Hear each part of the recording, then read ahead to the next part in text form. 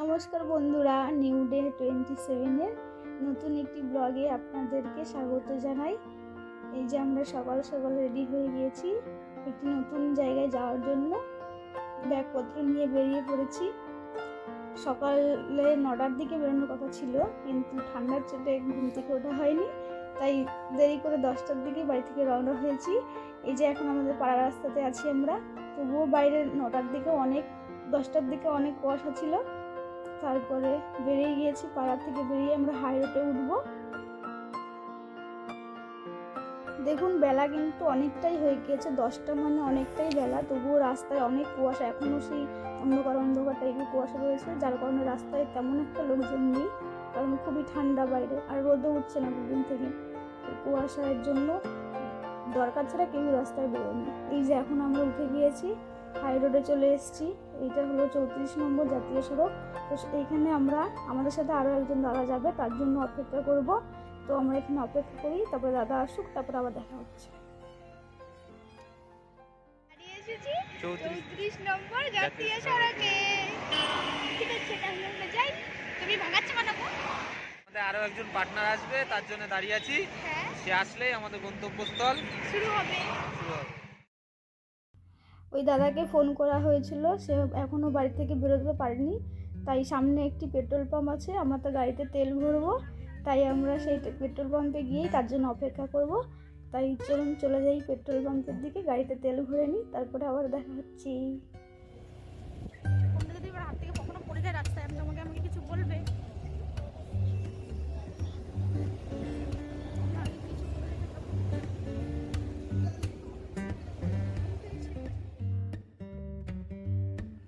এই যে গাড়িতে পেট্রোল ভরে বেরিয়ে পড়েছি আমরা, এবার আমাদের গন্তব্যস্থলের দিকে রওনা দিয়েছি। আর দাদাও চলে এসেছে, সেই ভিডিওটা করা হয়নি। তো সামনে ওই যে দাদা যাচ্ছে বাইক চালিয়ে, সে একাই যাচ্ছে, আর আমরা দুজন যাচ্ছি। তো দেখতে থাকো তোমরা। রাস্তায় অনেক কুয়াশা, এখনও কুয়াশা কাটেনি, 11টা বাজতে যাচ্ছে।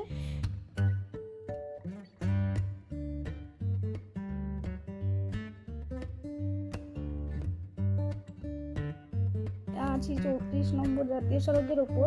তো রাস্তাটা খুবই সুন্দর লাগছিল, চারিদিকে সবুজ আর কুয়াশা, তখনও কুয়াশা, দুপুর হয়ে গেছে তবুও তখনও কুয়াশা। আর এবার আমাদের খিদেও পেয়েছে, কারণ আমরা সকালবেলা শুধু চা বিস্কুট খেয়ে বেরিয়েছি। এবার আমাদের ব্রেকফাস্টও করতে হবে, অনেকটাই দেরি হয়ে গেছে, তবুও করতে হবে। সামনে কৃষ্ণনগর, তো সেখানে দাঁড়িয়ে কোনো একটি দোকানের সামনে আমরা আমাদের খাবারটা খেয়ে নেব। রাস্তার চারিদিকে শুধুই গাছপালা আর গাছপালা, সবুজ আর সবুজ, দেখে খুবই ভালো লাগছিল। এই যে আমরা এখন কৃষ্ণনগর দাঁড়িয়ে, এই যে এই দোকানের সামনে দাঁড়িয়ে পড়েছি, দোকানের নাম ছিল পান্ত তীর্থ। তো এই দোকানে দাঁড়িয়ে ঢুকবো, ফ্রেশ হয়ে যে আমি খেতেই ব্যস্ত হয়ে গিয়েছি, এতই খিদে পেয়েছিল। তো আমরা কি খাচ্ছিলাম হলো ডাল পুরি আর সবজি, তারপরে হলো আর ছিল মিষ্টির মধ্যে সরিয়া।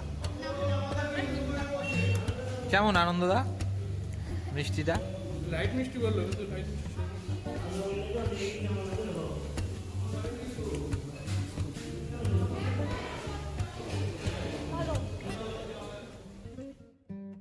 এখন খাওয়া দাওয়া শেষ করে আবার বেরিয়ে পড়েছি। এই যে আমরা এখন যাচ্ছি জলঙ্গি নদীর ওপর দিয়ে।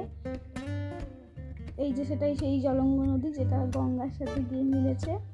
তারপরে এই যে তোমরা দেখতে থাকো, আবার আমরা কোথায় যাচ্ছি, আরে কিছুক্ষণ অপেক্ষা করলেই বুঝে যাবে যে কোথায় যাচ্ছি। তো তোমরা দেখতে থাকো।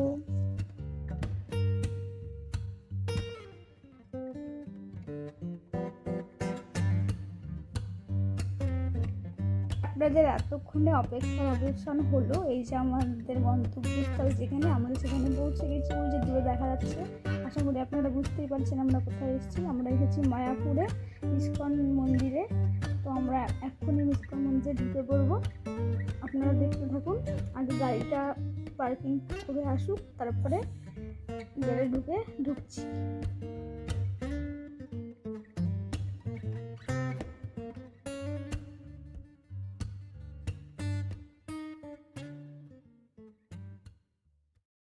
আমরা এখন মন্দিরে ঢুকে পড়েছি। মন্দিরে ঢোকার আগে ওই যে অনেক মহিলারাই সেই কপালে চন্দন দেওয়ার জন্য দাঁড়িয়ে আছে এখানে। আমরা বলেছি পরে নেব, তো পরে নেবো বলে আর আমাদের নেওয়াই হয়নি। তো আমরা ঢুকেই প্রথমে মন্দির দেখতে পেয়েছিলাম, যে এই মন্দিরটা আমরা ভিডিওতে দেখে থাকি। এই মন্দিরটা কিন্তু এখনো কমপ্লিট হয়নি। এই যে লাইন দেখতে পাচ্ছেন, এটা কিন্তু খাওয়ার টিকিটের লাইন ছিল। খাবারের লাইনে আমরা আগে দাঁড়িয়েছিলাম, কারণ যখন খাওয়ার টাইম 2টো থেকে 4টে অবধি ছিল, তো তখন যদি লাইন দাঁড়াই তখন দেরি হয়ে যাবে, তো খাবার আমরা পাবো না। তাই প্রথমে ঢুকেই আমরা আগে খাবারের টিকিট কেটে নিয়েছিলাম। এটাই আমরা 50 টাকার খাবারের টিকিটটা কেটেছিলাম। তো খাবারের টিকিট কাটার পরে গিয়ে আমরা এখন ঘুরছি, এবার ঢুকছি ভেতরের দিকে।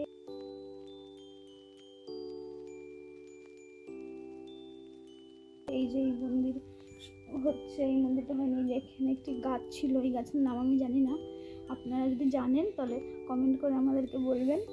গাছে বড় বড় ফলের মতো ছিল কিছু একটা।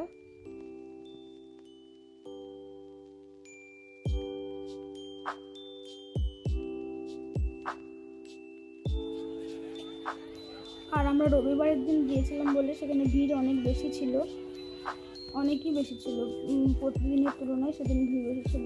এই যে মন্দিরটাই এই পাশের দিক থেকে আমরা এটা তুলেছিলাম, পাশের দিকটা খুব সুন্দর লাগছিল। এই যে এখানে অনেক রকমের খাবারের স্টল ছিল, ফুচকা স্টল ছিল, তারপরে ভেলপুরি, তারপরে ঝালমুড়ি, এরকম স্টল ছিল। তারপরে এখানে ব্যাগ, জামা কাপড়, বিভিন্ন রকমের স্টল ছিল এখানে আরও। আর এই যে এখন দেখতে পাচ্ছ এখানে হলো একটি সিনেমা হল টাইপেরই ছিল। এইখানে ওই শ্রীকৃষ্ণের বিভিন্ন লীলা, তার জন্ম, তো সব ঠাকুর সম্পর্কিত সমস্ত ভিডিও এখানে দেখানো হয়। এখানে বিভিন্ন রকমের শো টাইম ছিল, এই যে দেখতেই পাচ্ছেন, আপনারা দেখে নেবেন। 8 ঘন্টা করে হয় একটি শো, আপনারা দেখতেই পাবেন। আর এই শো দেখার জন্য টিকিট কাটতে হয় এক একজনকে টিকিটের মূল্য ছিল 50 টাকা করে। তো আমরা দেখিনি, আমরা এমনি বাইরেটা ঘুরে চলে এসেছিলাম। বাইরেটা অনেক সুন্দর ছিল, ফুল গাছে, আর শীতকাল বলে সমস্ত ফুল গাছেই ফুল ফুটেছিল, তাই খুব সুন্দর লাগছিল, আরও বেশি সুন্দর লাগছিল। আমরা এখন যাব গোশালার দিকে, যেখানে অনেক বড় বড় গরু আছে, সেগুলো দেখার জন্য। এই যে এই লাইনটা দেখতে পাচ্ছ তোমরা, এটা হলো খাবারের লাইন ছিল। এখানে হলো বিনা পয়সা, কোনো টিকিট ছাড়াই বিনা পয়সাতেই খাবার দেওয়া হয়। আর এখানে অনেক ভিড় ছিল, অনেক বড় লাইন ছিল। তারপরে এই যে আমরা এখন যাচ্ছি গোশালার উদ্দেশ্যে। গোশালার পাশ দিয়ে এইগুলো তৈরি হচ্ছিল, এগুলো কি তৈরি হবে জানি না, তবু এখনও কমপ্লিট হয়নি এগুলো। তো তোমরা দেখতে থাকো, আমরা যাচ্ছি। তারপরে এই যে রাস্তা, গোশালা যাওয়ার এই রাস্তাটা খুবই সুন্দর লাগছিল, গাছপালা, আর অনেক লোক যাচ্ছিলো এইদিকে। এই যে আমরা পায়ে হেঁটে হেঁটে যাচ্ছি, আর এই যে আমি আমার মাকে মনে হয় ভিডিও কল করেছিলাম, মাকে ভিডিও কল করে দেখাচ্ছিলাম সব কিছু, তাই আমি কথা বলছিলাম, আগে আগে হেঁটে হেঁটে যাচ্ছিলাম।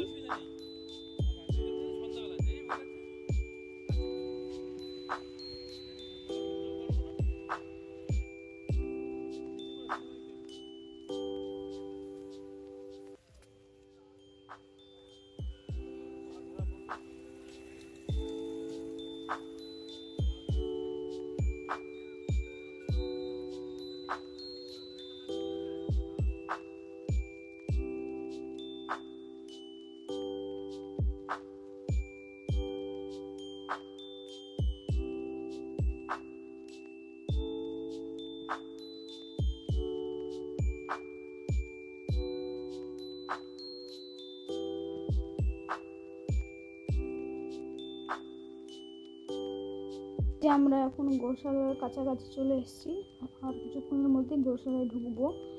তো এই যে গোশালার বাইরের গেটটা খুবই সুন্দর, গরুর মূর্তি দেওয়া করা আছে, তো ভালো লাগছে। গোশালার সামনে এই যে এটা ছিল এখানে দই পাওয়া যায়, বিভিন্ন রকমের টক দই, মিষ্টি দই। তো এখানে অনেক লোক দই খাচ্ছিল। তো আমরা আগে গোশালায় ঢুকবো।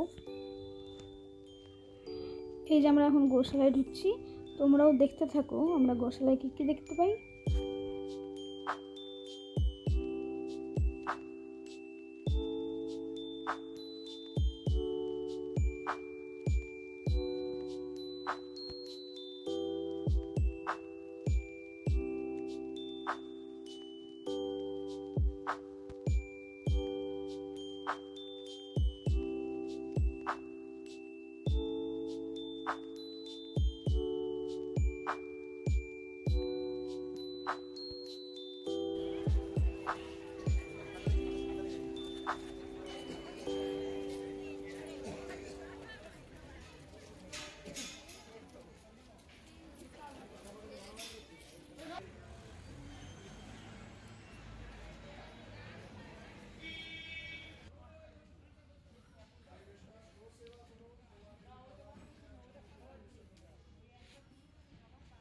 পাখি।